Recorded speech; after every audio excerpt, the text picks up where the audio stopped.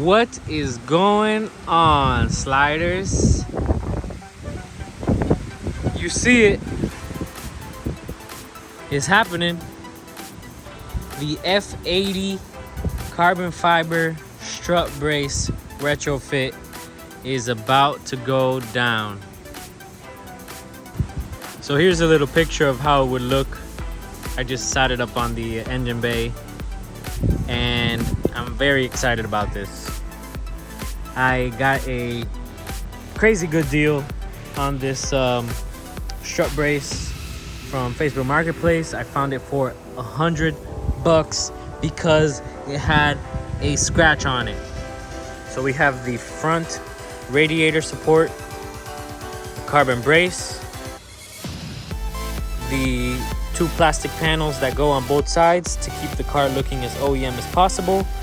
You also have this rubber here that covers the top hats to keep it OEM as well. You don't have to do that, but I am. Then you have the reinforcement ring for the strut top hat. You have an F80 strut top hat here as well. And you have the aluminum strut brace for the F80 as well.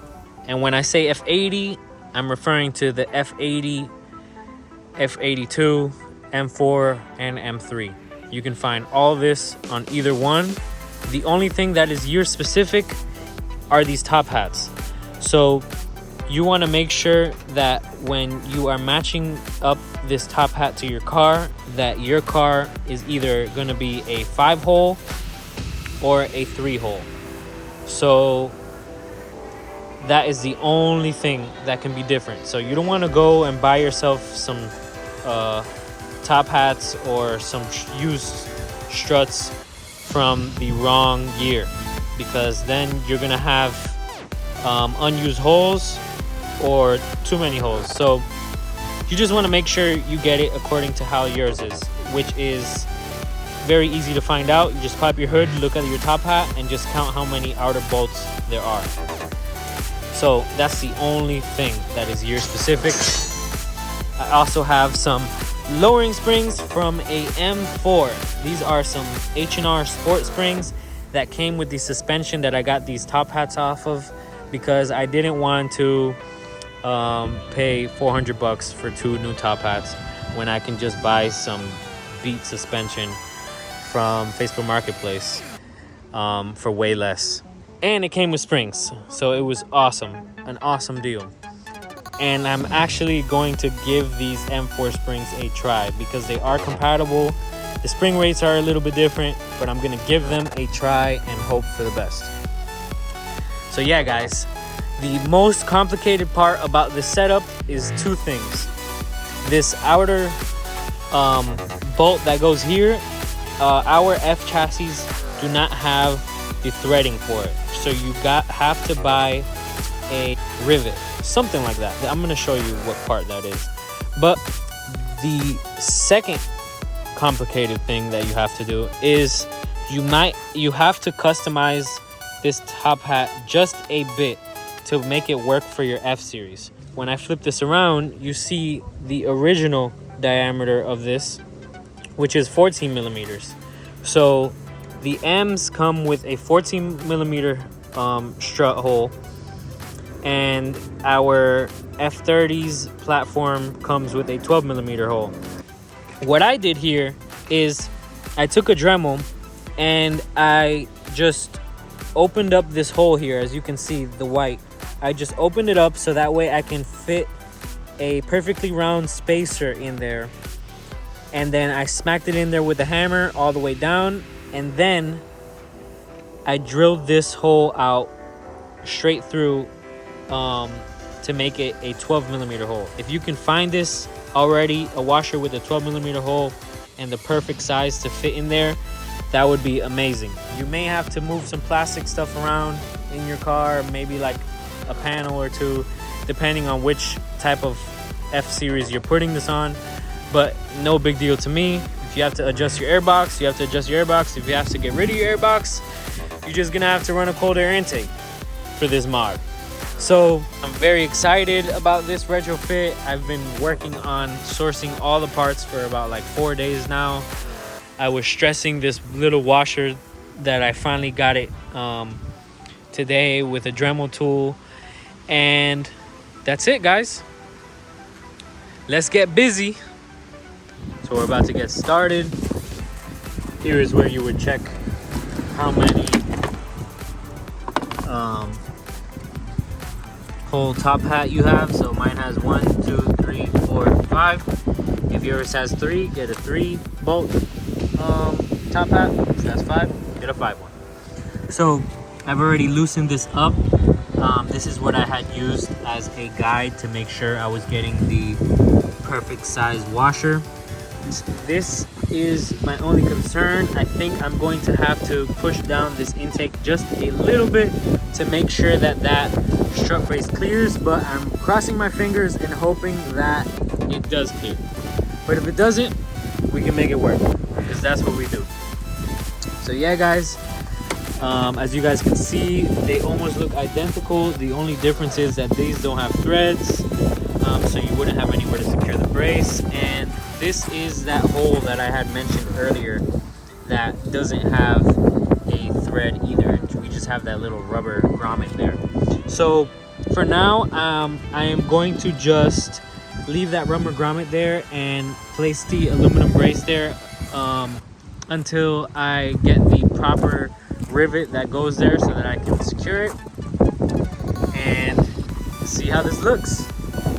So the first thing I'm going to do, like I just said, is remove this strut and replace these top hats on both sides.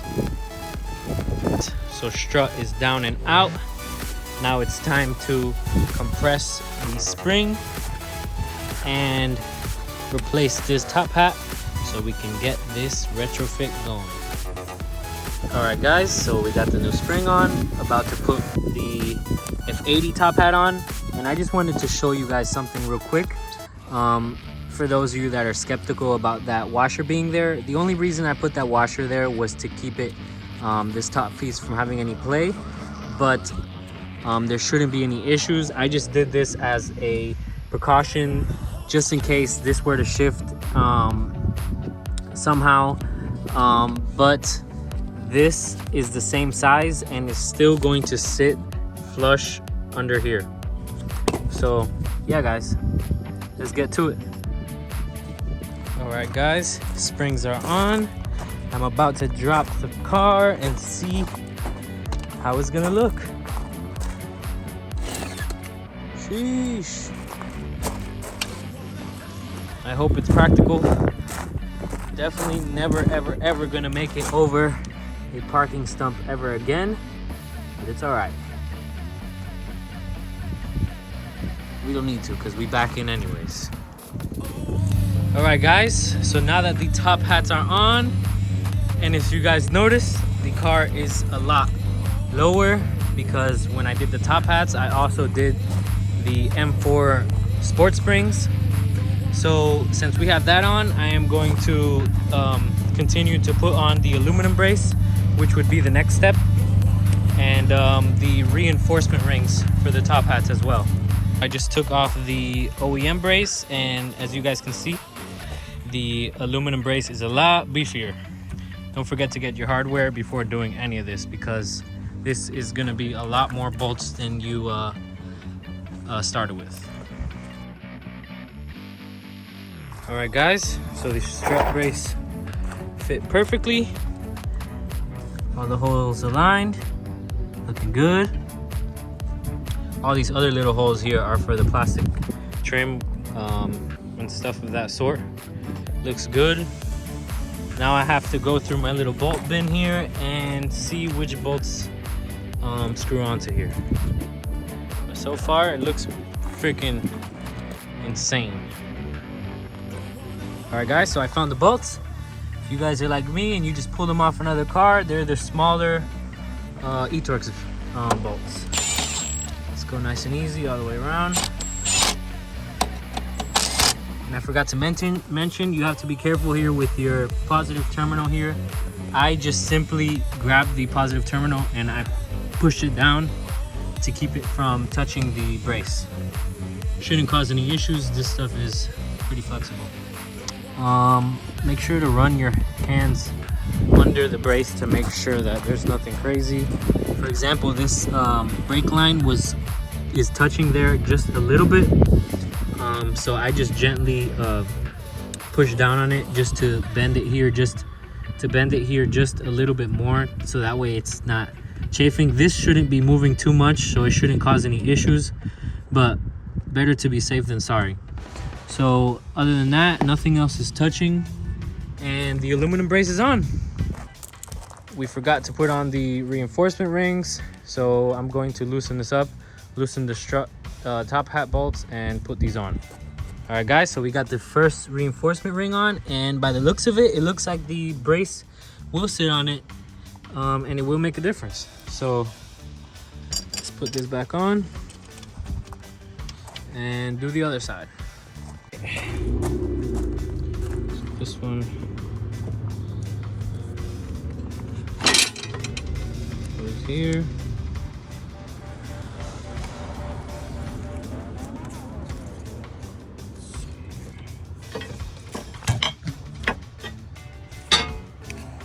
You can look at the molding, and it should be the same exact. It's fitting kind of tight here, pushing up against the positive terminal here, but you might just have to push it over a little bit to get that to fit. But I got it in there. I didn't see any sparks, so we're good for now. Just be careful, because I touched my ratchet on it and it sparked, so just be careful. Don't want to blow anything out or disconnect your battery like you're supposed to. All right, so I finally put everything on right. Got the rings on, the brace on, everything torqued down. I would suggest torquing everything down to spec to avoid any strange creaking noises from over tightening stuff. All right, so I got the old ones off. Got these on now. They look a little bit different, almost identical, but they bolt on all into the same places. If you have a 3 or 4 series, I have a 4 series, so I'm not, it should be the same cowling up there. If it's a 2 series, I think you have to change the cowling. But other than that, everything looks nice. Everything looks like factory. You can't even see that aluminum brace as much. It's time to put the front clip on. Should be nice and easy. All right guys, so we got everything loose. Make sure you guys don't lose anything, because you'll be reusing every single bolt here. I also took these off because these are black. The ones that come on the new one are gray, so I want to keep my black ones. Yeah guys, try not to mess with the headlight or anything, because you don't want to knock it out of adjustment.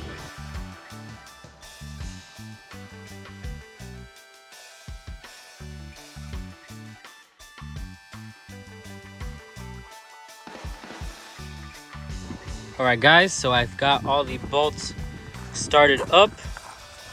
All the bolts are started up now, and I'm going to just snug them down. And the last ones that I will do will be the hood latch ones, and then I'll do the headlights. I'll start with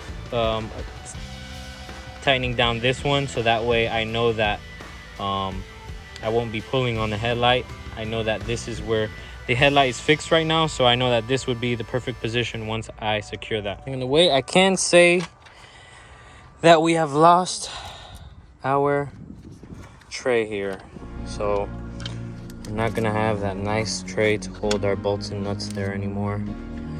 It's still there, but you're gonna have to be fishing them under through these holes, like so. All right, so the bonnet is closing perfectly. No crazy gaps there. So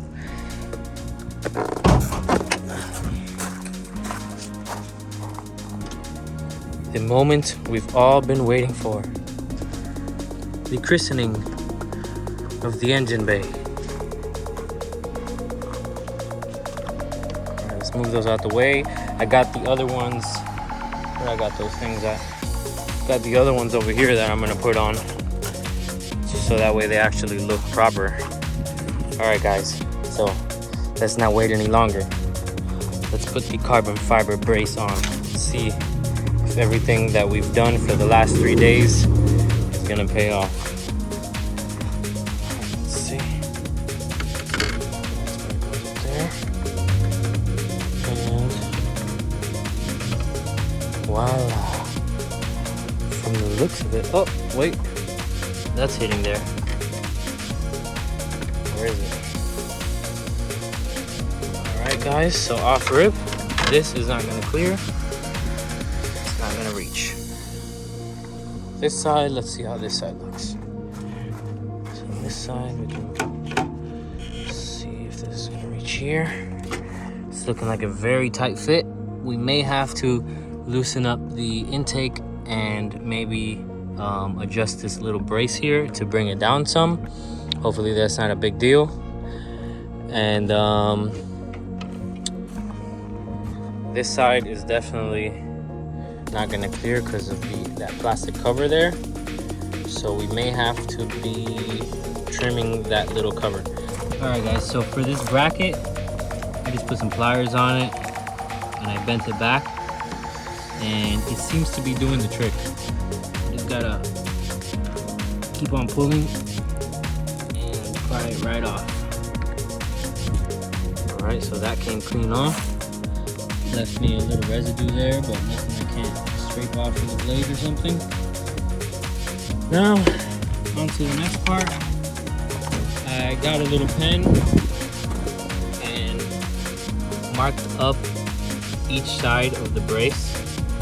I'm gonna take this off and see what's under there and see if maybe I could bring it down a bit. I'm gonna see what I could do. I don't want to cut it. I want to keep it intact because that is protecting something very important here. So we do not want any water in our DME. So yeah, those lines you see there is where the brace would cross over. I'm gonna try to fit it with the without the cover and see if the DME is an issue. Hopefully it is not. So I took the intake off to get it out the way, and everything is bolting up lovely with the DME cover off. Everything is gonna fit nice and snug, but look at that clearance. So I don't know how I'm going to be able to bring that cover back in here, considering that literally the mounting place for it is being covered. So I may have to cut it down those lines to make this work. So we moved on to just outlining where the brace would go and cutting. I have to trim down a little bit more, but I think this is just gonna be the best it's gonna get. It's still operational, so that's good. It's still kind of like a water splash guard, and the brace should take the space up on top, so we should be good. All right, so we got that cover handled. I'm so happy that I got to keep the cover, but I did have to cut into it. I'm gonna sand the edges down there to make it a little cleaner. The left now, I have to figure out how I'm gonna adjust this intake to clear the top of this brace. And it cleared, guys. I quickly replaced my turbo inlet with a Denon turbo inlet, and I took out my Paradigm billet aluminum inlet. Got a lot of stuff going on, but I adjusted the intake. I had to loosen up this heat shield a little bit. I'm gonna see if I could still secure it, which I think I can. And I had to unhook it from this mount, because once I have it on that mount, it raises the intake and causes it to hit with the brace. So yeah, guys, we're looking good. I think all I'm gonna do is I'll probably bring this little mounting point. I'm probably gonna put some pliers on it and twist it and bring it down. I can also adjust this one by doing the same. This one is a little adjustable, but I think that I'm just going to bend it so that I can work where it is right now, because This is sitting flush here, and it's not touching the intake, which is awesome. Barely touching the intake. So yeah guys, I'm gonna tighten all this stuff up, and the next time you see this, we should be done. And there you have it, guys. The retrofit is finished. The intake isn't touching. The only thing that's probably touching a little bit is the cover, but it's all right. We can live with that. It looks fabulous. Whew. Finally. I was racing against the sun, trying to get this last clip for you guys before sundown. That looks awesome. Everything went in nicely. Our little cutting job looks great. It's not too noticeable. Just this little piece here, I went a little bit too much, but it's all right. That plastic cover could always be replaced if need be, but I'm not tripping. This looks great, man. The fitment is awesome. Whew. That is icy. After 4 days sourcing parts and 3 days working on this retrofit, I feel like it was worth every minute. This thing looks amazing. And now we're ready for Beamer Invasion in Orlando. So if you guys are gonna be out there, stop by and say what's up, because we sliding. All right guys, got a lot of tools and parts to clean up, but this is where I'm gonna end this video, guys. I appreciate you guys for sticking around. Stay sliding, stay safe. See you on the next one.